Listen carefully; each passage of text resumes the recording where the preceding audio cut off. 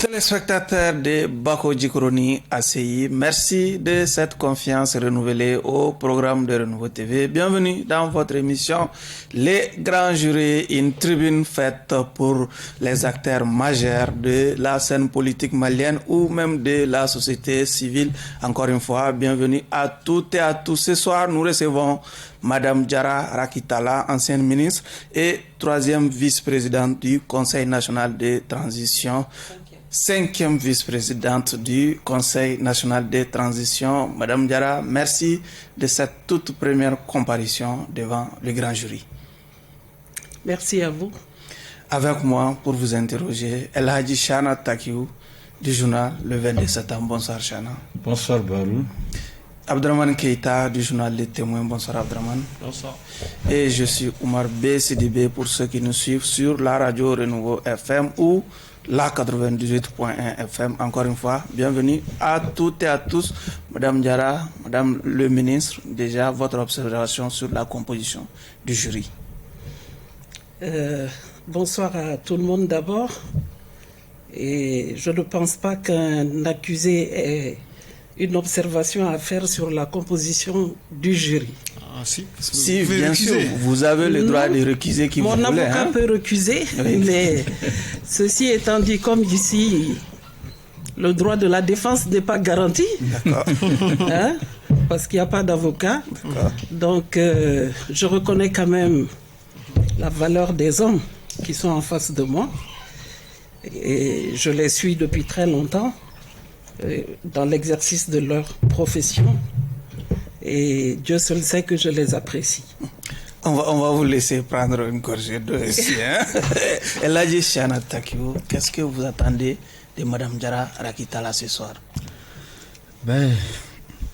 J'attends de Madame Diarra Rakitala comme ce que j'attends toujours des invités, oui. Une certaine sincérité, oui. Et dans ce qu'elle va dire, une certaine honnêteté empreinte de sincérité. Donc vraiment, j'attends d'elle qu'elle nous dise sa vérité sur les questions sur lesquelles elle sera interrogée. Je l'ai suivie depuis chargée de mission. Oui. J'ai échangé avec elle longuement et je l'avais dit à l'époque, madame, un jour vous serez ministre. Absolument. La prophétie s'est réalisée. C'est réalisé. Chana est un prophète. Oui. Allez-y. Donc j'attends d'elle vraiment une très grande sincérité, honnêteté, oui. Sur les questions sur lesquelles elle sera interrogée. Okay. Abdraman. Bon, l'honnêteté, je pense que ce n'est pas ce qui lui manque. Elle n'a jamais fait dans la langue de bois. Et aujourd'hui, je suis sûr qu'elle n'en fera pas. Et ce que j'attends d'elle, c'est ce qu'on peut attendre d'un ministre, d'une ancienne ministre, d'une personnalité politique qui a traversé les deux pouvoirs qui se sont succédés. Elle était ministre d'IBK. Aujourd'hui, elle est membre du Conseil national de transition sur la transition. Et vraiment, elle a beaucoup de choses à dire, surtout qu'elle est au cœur de l'institution de l'organe de la transition, oui. Autour duquel aujourd'hui se déroulent les événements et qui concentrent, autour duquel convergent l'ensemble des regards et puis des projecteurs par rapport notamment à la loi électorale. Elle a certainement beaucoup de choses à dire là-dessus puisqu'elle a déjà, je me rappelle, déjà évoqué des appréhensions, oui. Et puis des doutes sur cette loi-là, avant même qu'elle ne soit sur la table depuis qu'elle était au niveau qu'elle avait été évoquée au niveau du PAG, si je bonne mémoire. Donc, elle est une des personnalités les mieux indiquées aujourd'hui pour nous entretenir le public de Renouveau TV sur ces aspects-là. Justement, avant d'aborder ces questions d'actualité avec vous, madame, on va faire, en tout cas, retourner un peu en arrière et parler de votre parcours de ministre.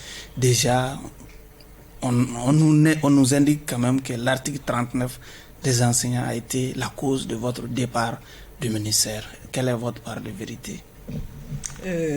Merci infiniment. Tout d'abord, je jure de dire toute la vérité et rien que la vérité. Oui. Merci. C'est rassurant. C'est acté, hein? Effectivement, je fus ministre du Travail, en charge du travail, mais aussi de la fonction publique, pendant 1 an et quelques de la réforme de l'État. Je ne sais pas si vous vous souvenez. Ouais, effectivement, la réforme de l'État. Et aussi des relations avec les institutions. Ouais. Au total, j'ai cumulé 4 ans et 6 mois de fonction ministérielle. Ah oui. Et au même poste. C'est pour vous dire que c'était la constance, ou du moins la constance. Et la confiance de l'autorité de nomination, certainement. Certainement. Oui. Sinon, je n'aurais jamais été reconduite Oui. 4 fois Oui. en un mandat, et même au-delà. Et effectivement, j'ai géré les revendications syndicales. Et vous savez que la gestion de ces revendications syndicales obéit à des règles.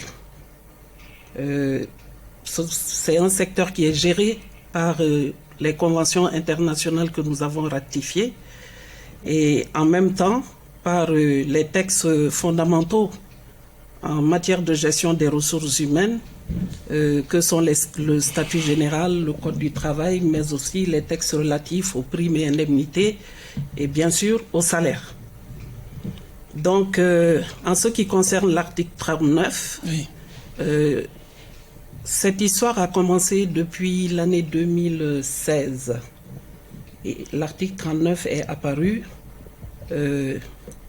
au fil des négociations, parce qu'entre-temps, vous savez qu'il y a eu des augmentations de salaire pour les fonctionnaires appartenant au statut général, mais la valeur indiciaire n'avait pas bougé puisqu'elle est commune à tout le monde. Oui. Et lors des négociations, effectivement, j'avais refusé d'accéder à la demande des syndicats de l'enseignement, oui. La plateforme du 15 octobre, oui. D'accéder à plusieurs de leurs revendications. Oui. L'article 39, j'ai été formel, j'ai refusé de signer et j'ai refusé de porter le dossier en Conseil des ministres, oui. Effectivement. C'était la sonnette d'alarme que je tirais sur les statuts particuliers. Mais avant même d'arriver à l'article 39, je n'ai jamais accepté, oui. En tant que ministre, sauf si ça a été décidé en Conseil des ministres, de donner un statut particulier à un corps autre que la magistrature et les forces de défense. Comme le prévoit la Constitution. Comme le prévoit la Constitution. Maintenant, on nous a opposé le fait que... Elle va terminer. On nous a opposé le fait que les enseignants du supérieur déjà avaient accédé à un statut particulier. Oui. J'ai dit c'est bien, errare humanum est, mais c'est perseverare diabolicum. Ça veut dire quoi? Quand on persévère dans l'erreur. On peut se tromper, oui. Mais persévérer dans l'erreur, ça c'est du suicide. Donc, l'article 39, c'est ça qui est arrivé, oui, malheureusement. A été effectivement la cause de votre départ de votre ministère. J'ai préféré partir, oui. Pour plusieurs raisons. D'accord. D'abord, vous savez, le rôle que je jouais était un rôle éminemment ingrat. Oui. Et j'en étais très consciente. Et j'avais forgé ma conviction sur le fait que il ne fallait pas que j'attende quelque chose des populations, de par ma gestion. D'accord. Et donc, l'article 39, oui, mais je n'avais pas le soutien de ma hiérarchie. Quand je dis de ma hiérarchie, il s'agissait effectivement... De l'autorité de nomination? Non, des chefs de gouvernement successifs, à part l'ex-premier ministre Modibo Keïta, paix à son âme. Allez-y, Chana, il a une question là-dessus. Madame, il a dit que vous êtes une personnalité très éloquente. En attendant, on va faire descendre un peu la bouteille. Hein? On vous a suivi bas, Madame au gouvernement, au CNT, mais beaucoup ne savent pas votre cursus universitaire. Où est-ce que vous avez fait vos études? Vous avez quel niveau d'instruction? Et quels sont les postes que vous avez occupés avant d'être ministre? Je vous renvoie tout simplement à mon CV. Non, je pense que... Je pose la question pour les téléspectateurs qui n'ont pas l'occasion d'aller... Non, mon CV est quasiment sur toutes les pages depuis que je fus ministre. Effectivement, je suis né ici, au Mali. J'ai fait mes études primaires au Mali. J'ai fait le reste de mes études au Sénégal, à Dakar, à l'université Cheikh Anta Diop, plus précisément à la faculté de droit. Maintenant, j'ai commencé ma carrière avec la SECNA, d'abord au département développement, avec un projet du FED dans la cellule juridique. Ensuite, je suis allé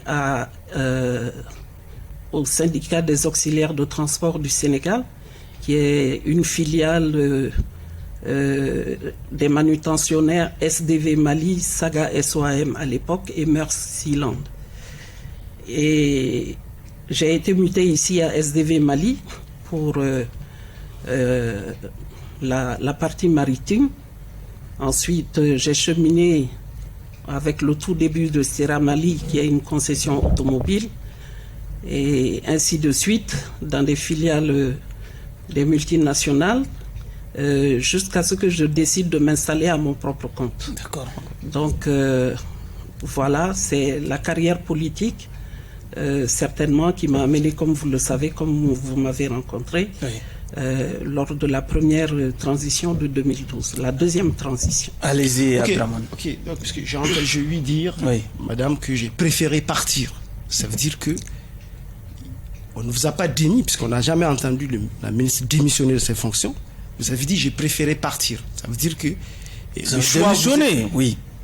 Le choix a... Oui. Elle a démissionné, oui. Ok. Non, je n'ai pas démissionné. Quand vous dites j'ai préféré partir. Si vous vous souvenez,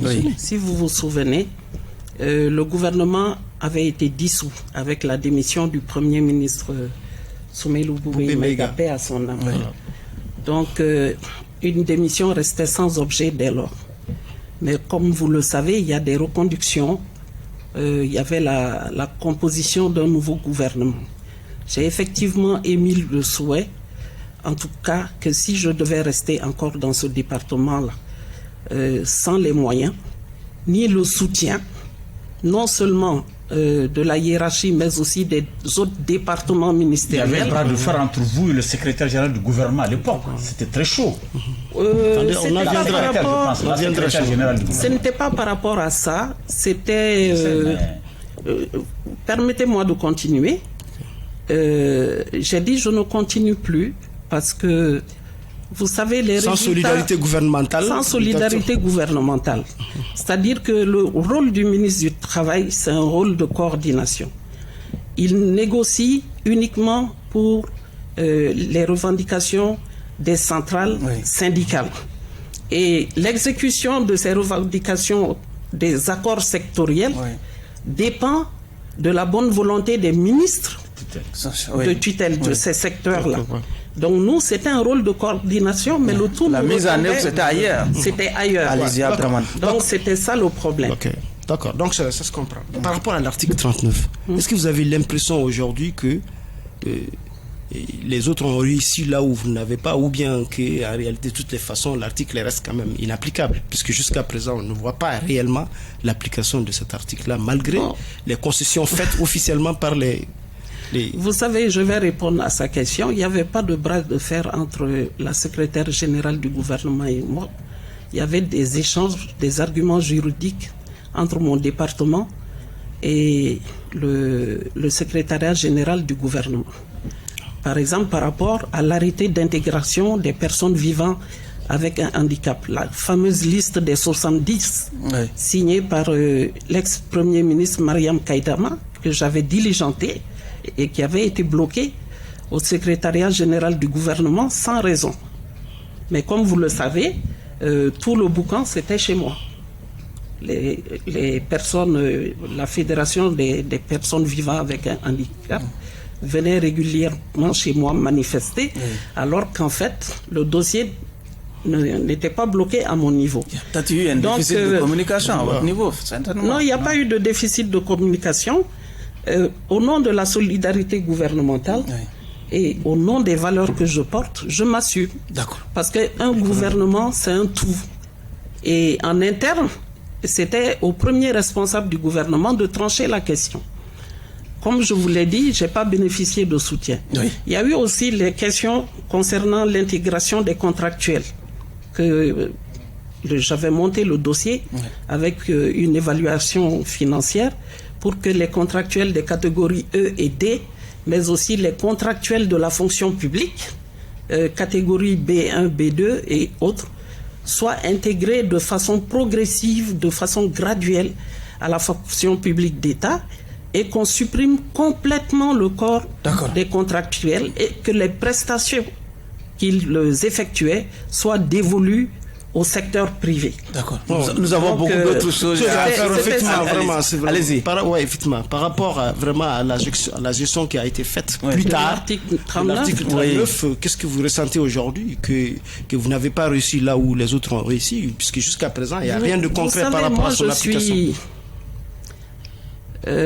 J'aurais voulu ne jamais avoir raison par rapport à cet article 39. Mes collaborateurs et moi, les collaborateurs du ministère des Finances à l'époque, de façon générale, les gens qui ont participé, même au niveau du ministère de l'Éducation nationale, n'étaient pas pour cet article 39. On mesurait déjà les conséquences. Avec l'effet domino, bien sûr, la boîte à Pandore.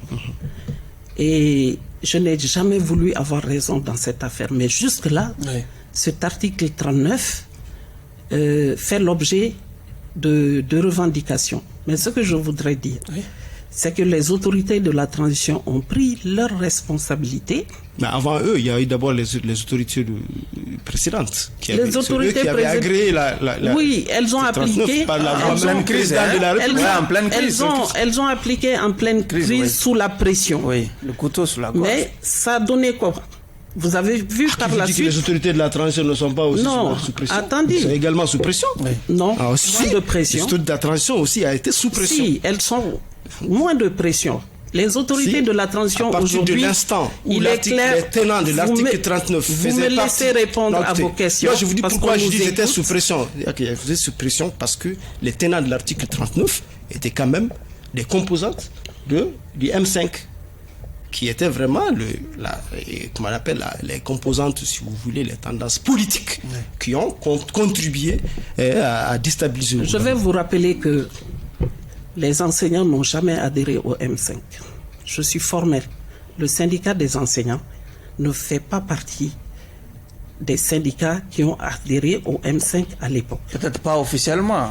Non, officiellement ou pas, vous pouvez leur demander, ils n'ont pas adhéré. Moi, je ne suis pas dans les supputations. La deuxième des choses, je dis bien, ce n'était pas sous pression, parce que les autorités de la transition ont pris leurs responsabilités.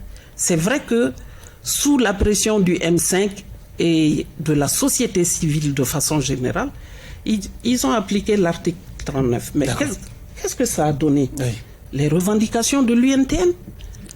Quand les revendications de l'UNTM ont été satisfaites, la question de l'article 39... Allez-y, Chana, pour sortir de cette question. La question de l'article 39 est revenue sur la table pour un réajustement. Et je dis, les autorités de la transition ont pris leurs responsabilités en initiant une loi qui harmonise en fait les traitements, les statuts, qui harmonise les traitements, une grille unique pour l'ensemble des fonctionnaires, à l'exception de la magistrature, de l'enseignement supérieur et de la défense et de la sécurité. En clair, avec cette nouvelle loi, est-ce que la question de l'article 39 est définitivement réglée avec cette nouvelle loi? Je ne sais pas si elle est réglée ou pas. En tout cas, pour nous, elle est réglée. Chana, une question à la transition. Non, moi je veux sortir de l'article 39 parce que... Peut-être pour parler de l'UMRDA, président. Nous sommes en train de la questionner sur un plan technique. C'est une forme politique. Je voudrais savoir comment est-ce qu'elle est venue au RDA, puisqu'elle n'est pas allée au SNID, à l'ADEMA. Quel est votre amour avec l'USRDA? Quelle est l'histoire de votre amour, de votre militantisme avec l'USRDA? Alors, vous voulez certainement m'obliger à parler de ma famille. Je n'aime pas trop parler de ma vie privée parce que le RDA a une histoire pour moi. Sur le RDA, il ne s'agit pas de la vie privée de votre famille, non. De votre vie privée. Si vous voulez savoir comment je suis arrivé dans le RDA, je serai obligé de parler de ma famille. Tant mieux. Et je vous dis, moi, je n'ai pas commencé la politique avec le RDA. Avec le RPM. Avec le RPM. Par conviction, à l'époque, pour la gestion et l'efficacité et la détermination de l'ex-premier ministre de l'époque, qui était Ibrahim Boubacar Keïta. Et j'étais un militant anonyme, un militant de terrain. Et j'ai gravi les échelons petit à petit dans le RPM. À la fusion du RDA avec le BDA, l'UDC et le MJT, la naissance de l'UMRDA, de l'USRDA, c'est-à-dire de l'UMRDA, la naissance de l'UMRDA, ils ont essayé de faire ramener toutes les personnes ressources qui peuvent vraiment aider à l'émergence du parti. Et moi, j'ai été touché, bien entendu, par une partie de ma famille, mais aussi par des compagnons de mon père qui étaient aussi de l'USRDA. Donc, c'est comme ça que je suis arrivé à l'UMRDA en 2010, juste après la fusion. Et j'ai milité en commune 5, dont je ne suis pas le secrétaire général titulaire, et par humilité, parce que j'ai trouvé des gens là-bas avant moi. Et même aujourd'hui, je porte le titre de secrétaire général en commune 5 par intérim, parce que nous avons perdu le secrétaire général en 2018, lors d'une mission justement du parti. D'accord. Donc c'est comme ça que je suis arrivé dans le RDA. Sur le... je ne suis pas très satisfait. Très rapidement. Je ne suis pas très satisfait parce que quand on parle du RDA, on parle de Daba Jawara, on sait il est le fils de qui. Quand on parle de Sandi Haïdara, on sait, la plupart des militants RDA, on sait que leurs parents étaient des ténors de l'USRDA. Vous l'avez dit par... Elle a répondu à cette question. J'ai dit non, elle est non. Elle est sur un Elle a intégré par cooptation. J'ai dit non. Laissez-moi préciser. Allez-y. Préciser ma question. Arakitalla, oui. Peut-être qu'elle est revenue à l'USRDA parce que son père était un ténor de l'USRDA. Nous voulons savoir ce pan de notre histoire. Il y a des générations qui ne le savent pas. Il faut nous le dire. Avec humilité. Je comprends que vous ne voulez pas parler, mais il faut le dire. C'est l'opportunité, c'est le moment. De façon très concise. Vous savez, j'ai beaucoup d'humilité et beaucoup de réserve à parler de cela, parce que j'estime qu'ils ont tout donné à ce pays et que nous devons suivre leur pas et au moins être dignes de porter leurs valeurs. Effectivement, mon père est arrivé ici au Mali en 1956 comme coopérant français pour créer Radio Soudan. Radio Soudan. Radio Soudan. Avec un autre coopérant français et blanc cette fois-ci. Et ils ont effectivement créé Radio Soudan en 1958. Si vous allez à l'ORTM, vous verrez que mon père est le premier directeur de Radio Soudan de 1958, de Radio Soudan, actuel ORTM, de 1958 à 1960. Et à l'éclatement de la fédération, effectivement, l'on a voulu qu'il retourne au Sénégal, tout comme les Soumaré, le général Soumaré et autres, chacun a son histoire. Et il a refusé. par conviction pour ce pays, pour l'idéologie qui était appliquée, pour la détermination et le courage de ses dirigeants. Et il fut conseiller diplomatique et conseiller à la presse du président Modibo Keïta, effectivement, de 1960 à 1968. Jusqu'au coup d'État.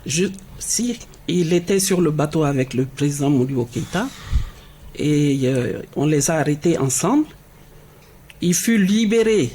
En fait, il ne fut pas libéré, mais Senghor avait demandé à l'époque, le président Senghor, qu'on le libère au motif que, à l'origine, c'est un Sénégalais. Ouais. Il a répondu qu'il partage le sort de ses camarades et que s'ils ne sont pas libérés, il n'acceptera pas d'être libéré et que tout ce qu'ils ont fait et que Modibo Keïta avait fait à l'époque, il l'avait fait avec lui de la façon la plus consciente. D'accord. Et qu'il remercie ses frères d'origine, mais qui reste avec son pays d'adoption. D'accord. Donc il a fait 8 ans effectivement jusqu'à la mort du président à Kidal. Kidal et Taoudéni. Allez-y. Oui, voilà. Et en partie le Kampara. Pour sortir de cette question de l'UMRDA. Il est décédé au Sénégal des suites des séquelles de ces tortures. Ok, on va. Je vais un peu clarifier quelque chose qu'on a fait par rapport à cette histoire-là, brouille qu'il y avait entre vous et le gouvernement. Il y a aussi cette séquence des recrutés, je pense de la douane, si j'ai bonne mémoire, et des impôts qui n'a pas pu passer à l'époque sous votre gouvernement au niveau de la fonction publique. Qu'est-ce qui en était réellement? Alors, vous savez, c'est bien que les gens s'imprègnent des textes de fonctionnement de l'administration. Le rôle du ministre de la fonction publique, c'est d'organiser les concours d'entrée à la fonction publique. Le ministre de la fonction publique n'organise même pas les concours d'entrée à l'ENA. Les recrutements des contractuels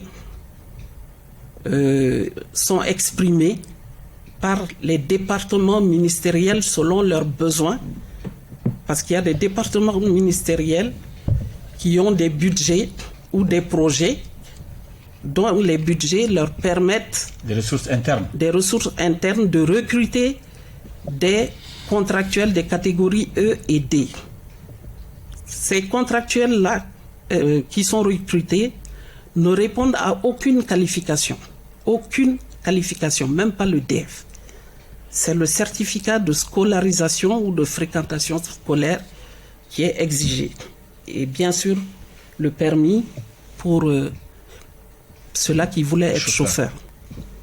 Donc nous avons reçu effectivement une demande venant du ministère des Finances qui avait déjà eu à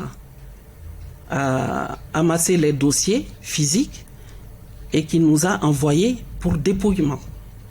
Nous avons fait le travail au niveau du Centre national des concours avec bien sûr les techniciens du ministère des Finances, puisque l'enveloppe était bien limitée.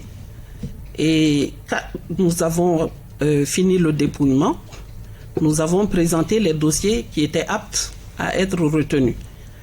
Et quand ça a eu l'agrément du ministre des Finances de l'époque, moi-même personnellement, je gérais ça avec lui, tout naturellement, c'est au ministre de la fonction publique de prendre les décisions de recrutement. Si le ministre ne signe pas les décisions de recrutement, mais les finances ne peuvent pas vous payer. Parce que c'est le ministère de la fonction publique qui gère les ressources humaines. Effectivement, il y a eu un grand tollé, mais je pense que la vérité a éclaté au finish. Comme vous le dites, je n'ai pas voulu parler à l'époque, parce que toujours par solidarité gouvernementale, parce que c'est toujours le même gouvernement. Et quelle est cette vérité, c'est quoi? Mais c'est ce que je viens de vous dire, parce qu'à l'époque c'était moi qu'on accusait, mais je n'ai pas branché, je n'ai pas dit un mot.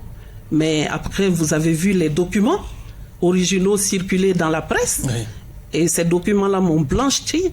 Il y a eu des enquêtes au niveau du pôle économique, au niveau du contrôle général des services publics, vous n'avez jamais entendu en ce qui me concerne. Allez-y, Chana. Madame, moi je reste toujours sur le terrain politique. Vous êtes une femme engagée et vous avez vraiment bénéficié des retombées politiques et qui sont revenues à votre parti, l'UMRDA. Aujourd'hui, cette formation politique est dans une grande démarche, une démarche de rassemblement à laquelle vous semblez ne pas adhérer. Pourquoi ? Je vous rectifie quand vous dites que j'ai bénéficié de... Vous savez, en politique, c'est le terrain qui paye. Tu n'étais pas sur le terrain plus que les autres, là. Ah, mais il y en avait qui étaient sur le terrain Plus que moi. Plus que moi à l'époque, mais qui ont quand même eu leur parcours. Si vous voulez qu'on en parle, j'en parle. J'étais dans le cabinet du ministre Bokar Moussa Diarra, il était sur le terrain. Bassirou Diarra, qui était à la présidence, il était sur le terrain. Mais les partis politiques ne fonctionnent pas comme ça. Et vous m'avez suivi sur le terrain, comme vous l'avez dit. Et le problème, c'est pas que je ne semble pas adhérer. Aucun parti politique ne refuserait d'élargir sa base. Aucun.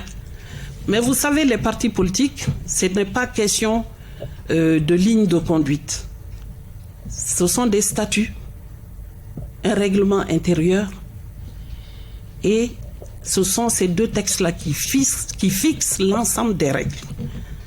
Tout le monde a adhéré au rassemblement. Seulement pour faire des rassemblements, aussi bien dans les textes du parti que au niveau de la charte des partis politiques, il est spécifiquement écrit que la décision doit provenir de l'instance suprême. Et l'instance suprême, c'est le Congrès. Nous n'avons pas tenu notre Congrès. Ça, c'est d'un. De deux, nous avons demandé la tenue du Congrès, même pas ordinaire, mais extraordinaire. Et ça n'a pas eu lieu. On est parti comme ça à cette fusion qui n'a pas l'assentiment au moins de la moitié des sections. D'accord. La moitié des sections. Plus que la moitié des sections. Okay. Aujourd'hui, vous pouvez vous renseigner. Vos camarades vous écoutent, hein? Mais moi, je n'ai pas peur que mes camarades m'écoutent. Aujourd'hui, ils reçoivent des courriers de partout, de toutes les sections, qui demandent que le congrès soit tenu. Et sur quelle base l'administration territoriale a donné ce récépissé pour le grand rassemblement? C'est le problème à l'administration. Tout ce que je peux vous dire, c'est que nous avons voulu éviter des problèmes au parti. D'accord. Ça, c'est clair. Et la deuxième des choses, au regard de la constitution du dossier, l'UMRDA n'est pas dissoute. Parce que l'administration territoriale, l'administration territoriale ne crée pas un parti, il formalise. Et l'administration territoriale, dans la charte des partis politiques, n'a pas vocation à dissoudre un parti. La direction dans du parti... Dans l'article 56 de la charte des partis politiques, il est clairement écrit que pour dissoudre un parti politique, c'est le Congrès qui doit le faire et à la majorité absolue des membres du Congrès. On va essayer d'évoluer cette fois-ci. Non, moi je ne suis pas isolé. Non, pas parce que ça ne vous intéresse pas. Moi je ne suis pas isolé. Nous gérons le temps également. Je ne suis pas isolé, mais regardez le nombre de personnes qui figurent dans le bureau national, le nouveau bureau provisoire. C'est un choix, monsieur Takiou. Et c'est ma liberté de ne pas adhérer à quelque chose qui n'a pas ma conviction. Ok. Moi, on ne m'a pas forcé à entrer dans le RDA. Ce n'est pas une camisole de force. Madame, sans vous, ça marche. Madame Diarra, mais tant mieux. Mais moi aussi, je continue ma vie politique. On va aussi évoquer ces sujets d'ordre général. Mais je vous dis, l'UMRDA n'est pas dissoute. Oui. Il n'y a pas d'acte de dissolution. Je ne voulais pas en parler parce que ce n'est pas important pour la vie de la nation. Justement, on va parler... Mais comme d'autres m'ont précédé ici pour donner des explications, permettez-moi aussi de m'exprimer là-dessus. Voilà. L'UMRDA n'est pas dissoute.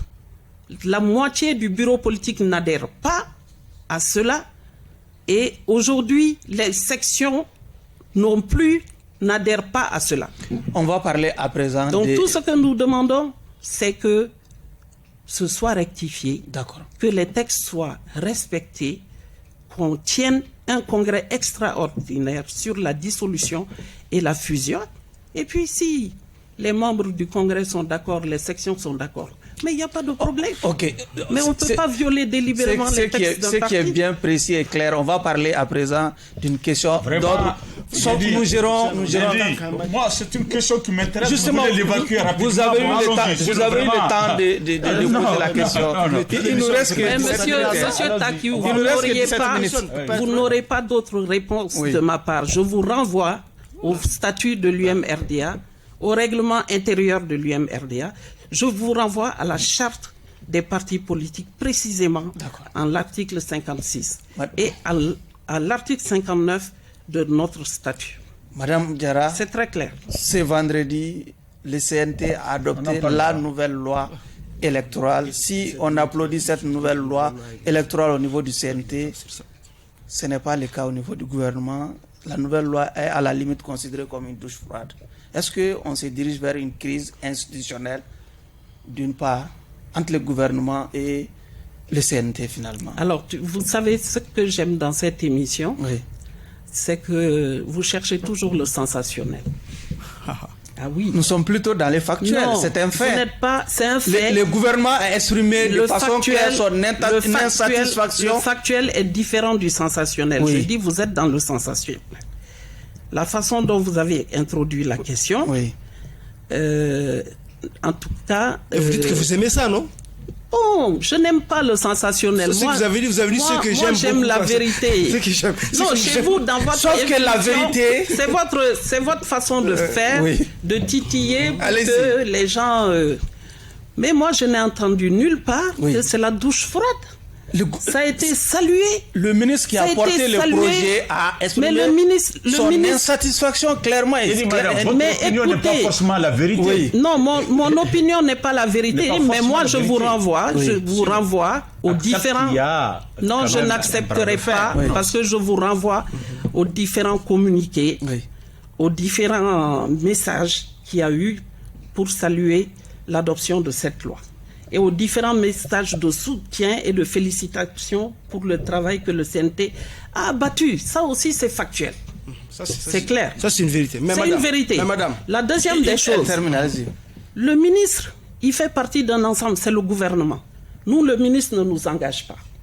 Nous sommes une institution, un organe législatif, même si nous n'avons pas la qualité de député, nous exerçons entièrement et pleinement les prérogatives d'un député.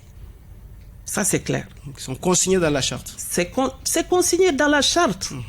Mais on n'a pas cette qualité tout simplement parce que nous ne sommes pas élus. Et c'est la Constitution qui le dit. C'est pour ça que la Cour constitutionnelle l'a confirmé comme ça. Maintenant, nous sommes dans notre rôle. Nous sommes souverains. Je vous renvoie à la Constitution du Mali qui institue 3 pouvoirs. Le pouvoir exécutif, le pouvoir législatif et le pouvoir judiciaire. Allez-y, Abdraman. Le pouvoir législatif a pour rôle le contrôle de l'action gouvernementale. Mais dans la charte, l'organe législatif a pour rôle et le contrôle de l'action gouvernementale, bien sûr, l'adoption des lois, mais aussi une mission d'orientation. D'accord. Bon. Allez-y. Avant que est-ce que vous pouvez nous brosser un peu les vertus des amendements et des modifications que vous avez pu apporter à la loi? Alors, ça, c'est beaucoup plus intéressant que tout ce que nous venons de dire. Vous savez, le travail n'a pas été facile pour la commission. Je ne reviens pas sur les procédures. Ça a été très fastidieux d'écouter beaucoup de gens à la fois. Pendant des jours successifs jusqu'à des heures tardives et de compiler vraiment les points de vue des uns et des autres et les amendements que les uns et les autres ont apportés bien sûr au projet de loi. Il y a des questions, en fait on a écrit aux entités et aux personnes de ressources avec un questionnaire parce que c'était 13 questions. relatifs à des points très importants, tels que le mode de scrutin, comment dirais-je, le choix de la circonscription électorale, la question du vote unique, le parrainage citoyen, vraiment l'encadrement et la réduction des dépenses de campagne et de la gestion, et beaucoup d'autres questions. Donc chacun est venu, on a exigé sur la demande que chacun vienne avec ses réponses écrites. Donc on a écouté chaque entité, chaque personne ressource pendant au moins chacun 1 heure à 1h30. Et à la fin, ils déposent leurs réponses écrites. Nous avons tout cela consigné au niveau de la commission. Oui. La première discussion portait sur l'opportunité d'initier cette loi électorale maintenant, avant la réforme constitutionnelle. Une question que vous avez déjà posée bien avant, depuis le PSG, personnellement. Oui, c'était ma question. Ouais, je me rappelle. Et cette question est revenue avec toutes les entités que nous avons écoutées. Est-ce que cette loi-là, on ne peut pas la laisser après le référendum? Tout simplement parce que la loi, la Constitution, qui est la loi fondamentale, ne tient pas compte. Non, toutes les lois doivent être... Loi, non seulement ça, mais toutes les lois doivent être adossées à la Constitution. Et les gens ont dit, bon, ça va être un double travail. Si vous adoptez la loi électorale maintenant, quelle que soit sa forme et son contenu, après le référendum, on sera obligé de réadapter. Ça, c'était la première des questions. Sinon, on me fait signe qu'on a que 5 minutes avant de conclure. D'accord, madame. Nous comprenons que vous avez votre effort, que vous avez fait un effort, vraiment de consensus. Le choix du scrutin, vous me laissez terminer. J'ai entendu des propos là-dessus. La proportionnelle, tout le monde la veut, parce que c'est un scrutin qui est juste. Mais la proportionnelle en l'état n'a pas été encadrée dans la loi. Et il s'est posé le problème aussi de la représentation des femmes par rapport à la loi 052. Et cette proportionnelle en l'état ne garantit pas la représentation des femmes dans la loi au niveau des institutions électives. Si on ne relie pas la loi 052 en instituant l'alternance sur les listes. Ça a été un problème. Le parrainage citoyen. On a dit on n'arrive même pas à encadrer le parrainage des élus à cause de la corruption. À plus forte raison, le parrainage citoyen. Comment on va encadrer ça? Mais on a mis une disposition transitoire. C'est important. On a dit pour la transition, il n'y aura pas de parrainage. Parce qu'il n'y a pas d'élus au Mali. Il n'y a pas de députés et les mandats des conseillers ont expiré et ont été reconduits pour la 2e fois. Donc ça, c'est une disposition transitoire, par exemple. Oui, d'accord, mais somme toute, terminer sur cette question, somme toute, on constate que vous avez fait un effort d'avoir une loi consensuelle, mais qui reste quand même, comme il l'a dit, une loi problématique à partir du moment où elle n'a pas l'assentiment du gouvernement. Est-ce que vous ne pensez pas qu'aujourd'hui, il serait mieux indiqué de retourner au mécanisme classique d'organisation des élections? Mais le gouvernement a des recours. Pourquoi le gouvernement n'exerce-t-il pas ce recours? Le gouvernement peut saisir la Cour constitutionnelle. On l'a dit. Ouais, puisque normalement, il n'y a rien d'anticonstitutionnel dans la loi. Ça, c'est une évidence. Non, le gouvernement peut saisir. Oui, mais néanmoins, selon vous, est-ce que la meilleure manière... vous êtes si pressé? Attendez la promulgation ou pas de la loi. Parce que le gouvernement, c'est l'exécutif. Hein? D'accord, Chana, allez-y. C'est l'exécutif. Allez-y, Chana. Et quelque part, vous refusez l'évidence en qualifiant sa question de sensationnelle. Oui. Cette vérité. Ce n'est pas une vérité, je regrette. Madame, ta vérité n'est pas la mienne. Tout à fait. La vôtre n'est pas la mienne non plus. Donc, cette vérité n'est pas la mienne. L'affaire reste têtue. Il ne s'agit pas de vérité. Toutes les vérités sont relatives. Non, sauf que dans ces cas présents, les faits sont clairs. Têtus. Vous n'avez pas de faits. Vous n'avez pas de faits clairs. Le gouvernement s'est exprimé devant vous. Je regrette. Je vous ai dit tout à l'heure. Madame, écoutez-moi. Je regrette. Je vous ai dit tout à l'heure. Madame, c'est moi qui pose la question. Il y avait des motions de soutien à la loi électorale. est en pagaille. D'accord. Donc ça, c'est pas important. Ce qui est important, c'est que le pays avance. Madame, écoutez-nous. Et maintenant, vous êtes pressé. La transition, c'est un tout. Madame, ça, c'est pas important. Allez-y, Chana. Écoutez-nous. Allez-y, Chana. Madame, ne déplacez pas le débat, ne déplacez pas la question. Nous savons que la classe politique a salué cette loi.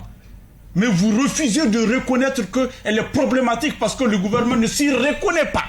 Le gouvernement conteste votre monture là. Oui. Le gouvernement la conteste et c'est ce que vous refusez d'accepter. C'est qui le gouvernement? Le gouvernement se Choguel. Vous avez entendu Choguel Kokalambaïga contester ces représentants ne sont pas le gouvernement. Le gouvernement, c'est le Premier ministre, le chef du gouvernement. Je regrette. Non, je regrette. Je vous renvoie à l'organisation administrative. Je regrette. Madame, je suis désolé. Non, c'est moi qui suis désolé, Chana. C'est moi qui suis désolé. Je vous écoute, écoutez-moi. Non, c'est moi qui suis désolé. Écoutez-moi, madame. C'est important de s'imprégner des textes de fonctionnement de l'État avant de faire des postulats.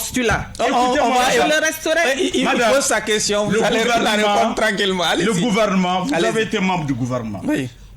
Vous étiez chaque jour à l'Assemblée nationale à l'époque. Oui. Le gouvernement était représenté par 2 ministres. Ikassa. Désolé. Oh, madame. Ikassa, c'est le ministre chargé des relations avec les institutions. Mais il représente le gouvernement quand même. Il n'est pas tombé. Il ne représente pas le gouvernement. Si, madame, pour je suis désolé. Ce texte. Non, je suis madame, je n'ai même pas terminé. Vous faites des amalgames terribles. Je suis désolé. Il y a madame Diko. Non, madame Diko est porteuse du dossier. Donc elle représente le gouvernement. Pourquoi vous recusez qu'elle représente le gouvernement? Moi, je n'ai pas recusé cela. Je n'ai pas recusé cela. Alors nous ne parlons pas le même langage. Non, vous avez dit monsieur Kassa. Monsieur Kassa est le ministre en charge des relations avec les institutions. Je suis désolé, il n'avait pas droit à la parole ce jour-là. Chana, peut-être reformuler la question. Non, pendant 5 ans, vous ne m'avez jamais vu, en tant que ministre en charge des relations avec les institutions, prendre la parole pour m'impliquer en plénière dans un dossier qu'un autre ministre défend. C'est pour arranger. Le ministre en charge des relations avec les institutions est l'interface, écoutez-moi bien, est l'interface entre le gouvernement et... alors pourquoi vous l'avez donné la parole? Il n'en a pas droit et pourquoi vous l'avez donné la parole? On lui a donné la parole après l'adoption de la loi et le président a bien précisé de façon exceptionnelle. C'est Fatoumata Diko. Oui. Diko, c'est elle qui défendait le projet de loi. Donc elle représentait le gouvernement. Non, elle défendait le projet de loi. Nous allons... Madame, vous refusez d'accepter l'évidence. Non, c'est vous qui ne comprenez rien du tout. Vous comprenez tout, non, madame, vous ne comprenez rien du tout au fonctionnement des institutions. Vous pensez, alors que non, vous ne comprenez pas. C'est clair. Madame, je vous renvoie au texte, Chana. Moi, je ne discute pas de cela. Je l'ai exercé pendant 5 ans. Vous ne comprenez rien au fonctionnement des institutions. Madame, je ne veux pas réagir à votre mot rien, qui n'est pas du tout courtois. Ah, je ne veux pas réagir. D'accord, je regrette, mais que je sais le faire, je ne le fais pas. Non. C'est sur cette je suis vraiment désolé. Je suis vraiment désolé. Le ministre en charge des relations avec les institutions, je vous envoie à ses attributions. Peut-être programmer une Madame, vous n'avez pas lu le communiqué du M5 RFP tendance Choguel Maïga qui demande même que le président de ne pas promulguer la loi et vous dites que vous-même, vous n'avez pas lu le communiqué M5 RFP d'une autre tendance qui disait ne pas se reconnaître dans le communiqué de l'autre. On va essayer de diviser la poire en deux. L'État ne se gérera plus dans la... Madame le ministre, c'est terminé. S'il vous plaît, Chana, s'il vous plaît, c'est sur cette incompréhension que nous allons mettre un terme à ce débat pour le compte de cette audience. Mais en attendant, Madame le ministre, nous allons nous retirer pour vous fixer sur votre sort. Chana, vous avez la parole. Je note que Madame a été quelque peu discourtoise. Parce que voyez, je ne l'en veux pas. Elle a été un peu emportée. Souvent, je la rencontre, j'échange avec elle. Vraiment, parce que elle a pris une certaine posture. Parce que tu vois, qui ne la sied pas, vous ne comprenez rien. Donc c'est elle qui comprend, tous les autres ne comprennent rien. Je pense que madame, c'est un peu vraiment excessif. Et par ailleurs, elle n'a vraiment pas utilisé la langue de bois. Elle a dit les choses telles qu'elle le pense. Elle a dit les choses sans porter de gants. Et notamment sur son parti, l'USRDA. Elle a été courageuse en disant ce qu'elle pense, en défendant ses convictions, même si elles sont différentes, bien sûr, des autres. Donc, Monsieur le Président, je suis vraiment tenté vraiment de la condamner avec sursis, dans la mesure où elle était même venue en retard. Vous savez que je suis très rigoureux par rapport à l'heure. Le ministre Ahmed Sow. Non. Est-ce que vous voyez, elle est venue en retard. Elle a été un peu discourtois, ce que j'accepte. Est-ce que vous voyez? Donc je vous demande de la condamner avec sursis. Abdraman. Non, moi je retiens surtout, vraiment je pense que c'est une parenthèse qu'il faut oublier. Il y a eu cette...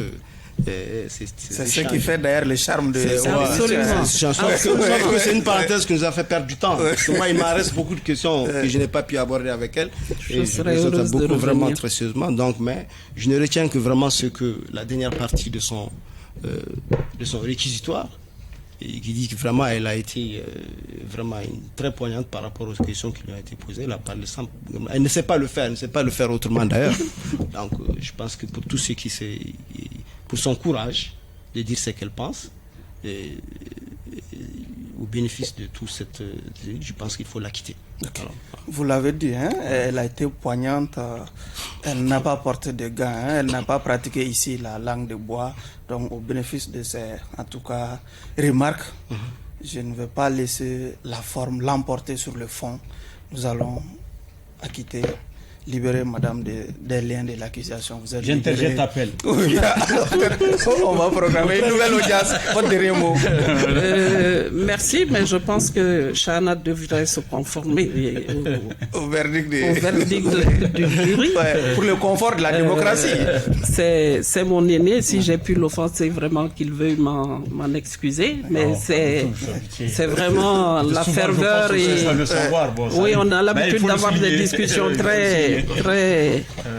Effectivement, je porte mes convictions et je les exprime comme telles. Je pense que c'est comme ça que je suis connu et je ne compte pas changer. Je voudrais aussi vous remercier pour cette occasion que vous m'offrez de parler de tout et de rien, du parcours, des questions nationales. Et aussi comprendre que vous êtes dans votre rôle. Tout à l'heure, quand je disais que vous cherchez le sensationnel, je lui dis toujours, vous êtes dans votre rôle, vous êtes des journalistes, vous piquez pour avoir mieux et inciter les gens à donner beaucoup plus. Comme votre père l'a été. Oui, c'est ce qu'on me dit, mais vraiment, j'étais petite à l'époque. Autre temps, autre mœurs. Et vraiment, je souhaite vraiment que l'apaisement revienne dans ce pays et que, vous savez, dans un pays, on ne peut pas obtenir l'unanimité, mais le consensus est possible. Et je voudrais profiter de votre plateau pour prier, on prie ensemble pour la mémoire des victimes, toutes ces victimes du terrorisme et notamment Diala Sagou et tout récemment et les autres localités qu'Allah les agrée en son saint paradis. En l'occurrence Menaka. Menaka aussi, j'ai dit toutes les victimes du terrorisme et dire que nous perdons des fois des batailles, mais nous n'avons pas perdu la guerre et que les gens restent mobilisés derrière nos FAMA et vraiment et leur remonter le moral.